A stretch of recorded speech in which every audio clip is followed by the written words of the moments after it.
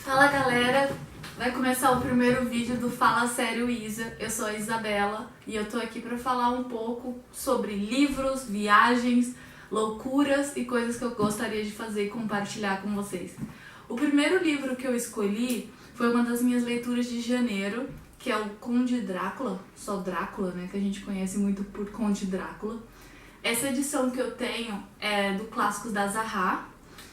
E é um livro escrito em 1897, do século XIX, toda aquela coisa. Ele marca o início da ficção de terror. É um livro muito conhecido, principalmente pelos filmes, né? Porque ele teve várias adaptações de filmes, de teatro.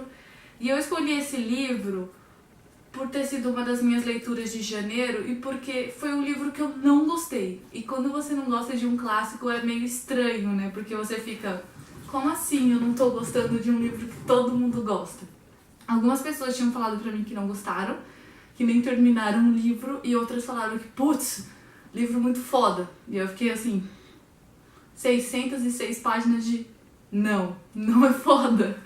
Mas tudo bem. O livro todo, ele é escrito em uma pegada epistolar.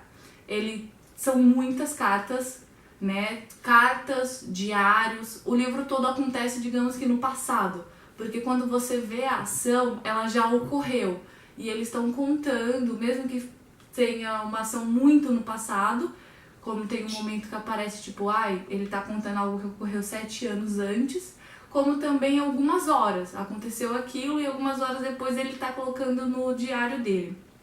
Tudo começa... desculpa, não falei o nome do autor, né? Bram Stoker. Eu acho que é assim que se pronuncia, sinceramente não sei. Como ele é inglês, não faço muita ideia. Mas então, começa tudo com o Jonathan Hacker, acho que é assim também que se pronuncia.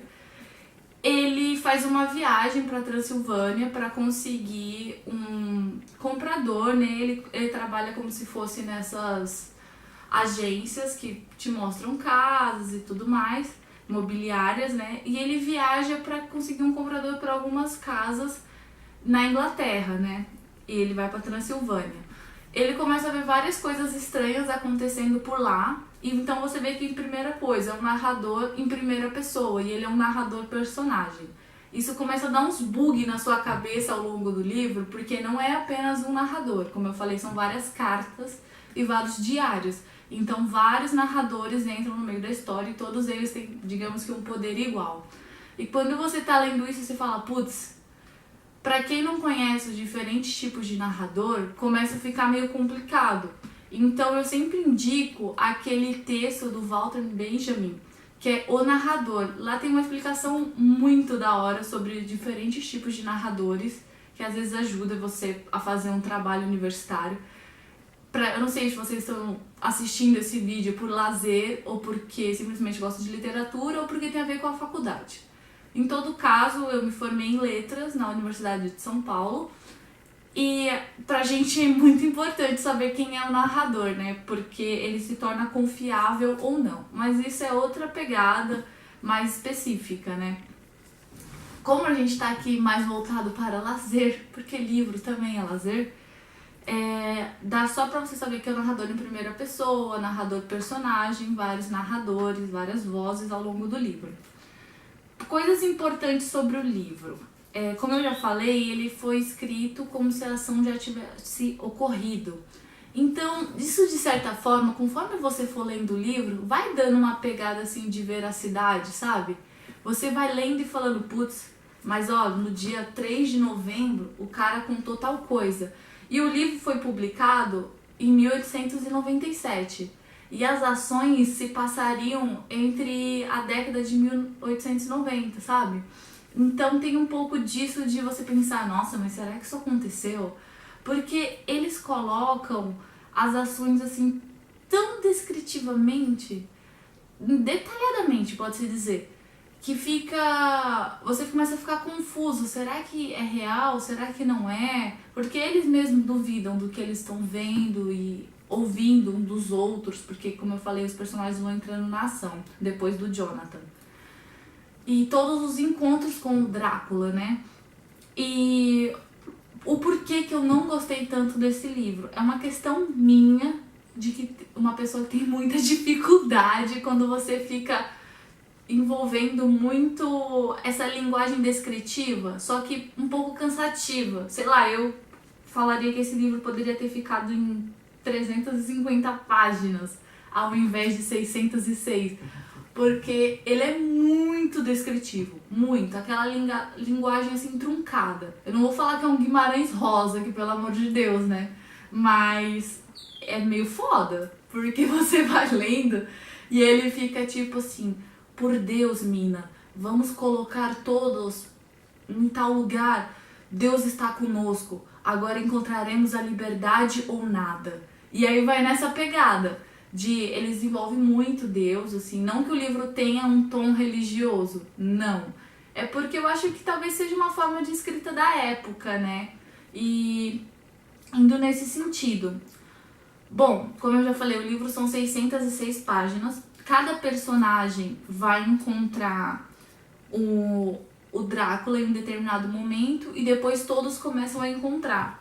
A princípio, você fica meio assim, tá, o Jonathan tá na Transilvânia, ele encontra o Drácula e a noiva dele, no caso, ela tava na Inglaterra com sua amiga e coisas estranhas começam a acontecer. Todos eles começam a ter esses fatos. Eu senti que até a página 200 o livro tava muito morto. Eu acho que, tipo assim, chegue até a 200 antes de desistir. Eu tenho uma vibe de nunca desistir de um livro até terminá-lo. Depois que terminar eu falo uma bosta, mas eu fui até o final.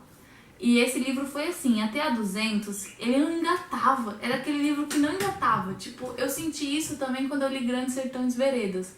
Que até a página 150 o livro não engata. Você fica lendo, mas vai dando uma coisa que você cansa e o livro não termina.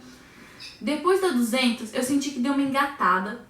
Porque outros personagens começam a entrar na história com mais, assim, eficácia. E eles vão aparecendo e contando outros pontos de vista. Tanto que, por exemplo, tem os diários ao longo do livro. O diário da Mina e da Lucy, eu achava mais interessante a forma de escrita delas, embora fosse na mesma pegada, do que o do Jonathan. Então, quando eu li o delas, parece que a leitura ficava mais fluida. E quando eu li o dele, parecia que voltava.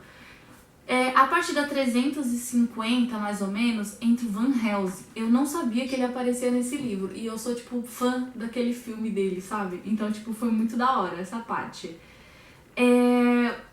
O livro todo, ele vai descrevendo como que o Conde Drácula se aproxima das suas vítimas, dando características. Tem uma viagem que é bem bacana, assim, teve momentos que eu fui procurar no mapa, porque eles vão pra Transilvânia, pra Londres, pra Budapeste, pra um lugar chamado Cártano, né? Eu acho que era Cártano, acho que era Cártano. E ele vai fazendo toda essa viagem e tem um envolvimento legal porque a voz feminina aparece ativamente nesse livro, tanto na voz da Lucy quanto na voz da Mina, que é Mina, mas não é a Mina, não. Da Mina, que ela é a noiva e depois se torna esposa do Jonathan. Elas têm uma participação efetiva ao longo do livro.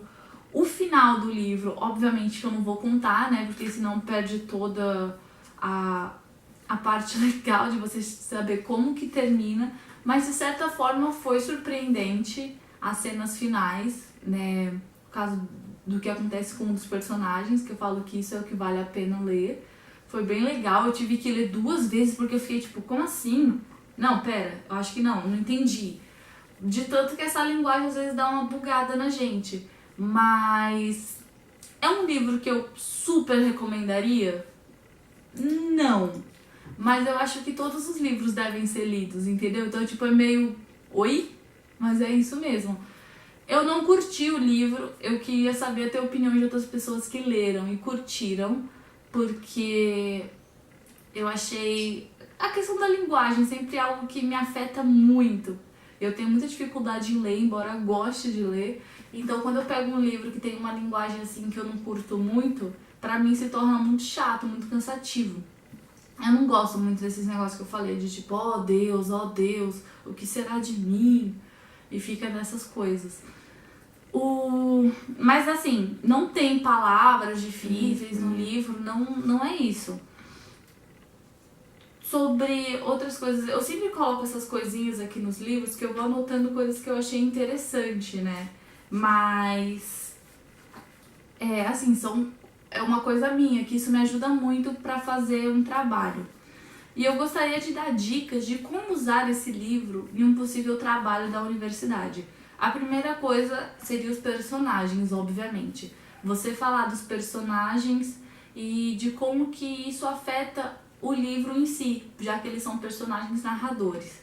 O segundo ponto seria, por exemplo, fazer um trabalho sobre o decorrer do livro como ficção de terror, né? O surgimento desse gênero, né? Que até o momento não era tão assim difundido e depois do livro que se tornou muito popular.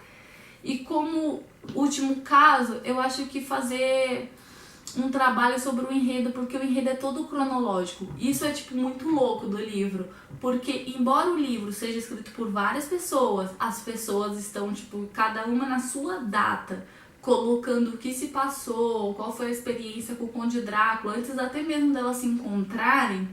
Então, o autor ele conseguiu reunir tudo isso em uma ordem cronológica, fazendo com que a história fizesse sentido para nós, mesmo ela já tendo acontecido no passado e sendo contada por várias pessoas. E isso eu achei algo muito legal, muito interessante.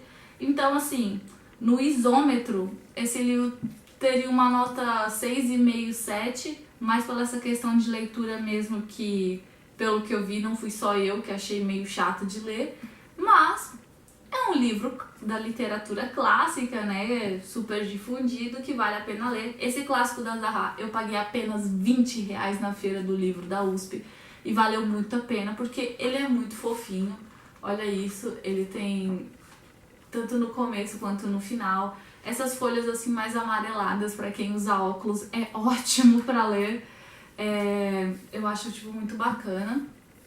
E é isso, gente. Esse foi o primeiro vídeo. Meus vídeos vão ser sempre curtinhos, falando sobre as minhas impressões sobre os livros. Eu penso posteriormente fazer um vídeo mais análise crítica, né, e teórica, mas a princípio é isso. Beijão, fui!